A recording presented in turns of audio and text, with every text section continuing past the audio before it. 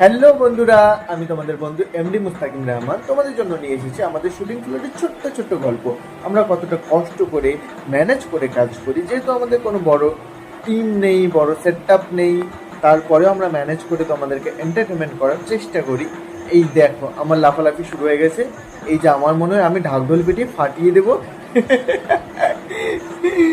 নাচানাচি শুরু করে দিয়েছি আমি ধুতি পরে। এই আমার কোরিওগ্রাফারটা এসে বলছে এটা হচ্ছে না একদমই। একদমই না, মজা করছিলাম আমি। আমি লাফালাফি শুরু করে দিয়েছি, ঢাকঢোল পিটিয়ে ফাটিয়ে দিচ্ছি।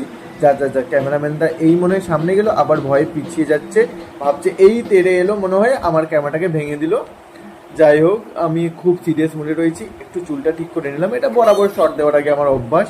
সবাইকে বলছি পিছিয়ে যাও, আমি একাই ফাটিয়ে দেবো, আফটার অল আমি হিরো। একদমই না সেটা। আসলে আমরা সবাই রেডি হচ্ছিলাম ডান্স করার জন্য, সবাই মিলে ফাটিয়ে আমাদের কাজ করতে হবে তার জন্যই।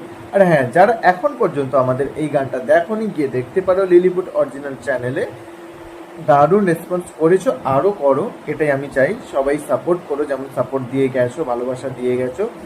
তারপর এটা একটা আমাদের পুজোর গান, তাই আবার এর সিনেমা আসতে চলেছে, তবু তোমাকে চাই, সেটা তো দেখতেই পাবে।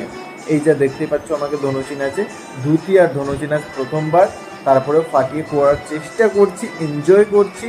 এই মনে হয় ঘুরতে ঘুরতে গিয়ে ঠোকা লাগবো, অনেক দেরি বেঁচে গেলাম।